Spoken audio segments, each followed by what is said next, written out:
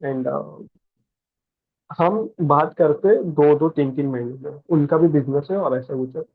But हम जब भी कॉल करते हैं, तो जो 2 महीने पहले हमारी बात छूटी थी ना, वहां से हमारी वो कन्वर्सेशन कंटिन्यू होती है।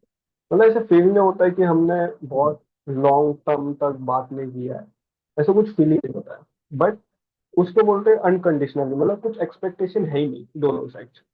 This is actual, I would say this is a actual definition of love. Do not expect, then only you can love. Right. So जो एक्सपेक्ट करते हैं वो लालच करते हैं, जो एक्सपेक्ट नहीं करते हैं उनके लिए इमोशंस है.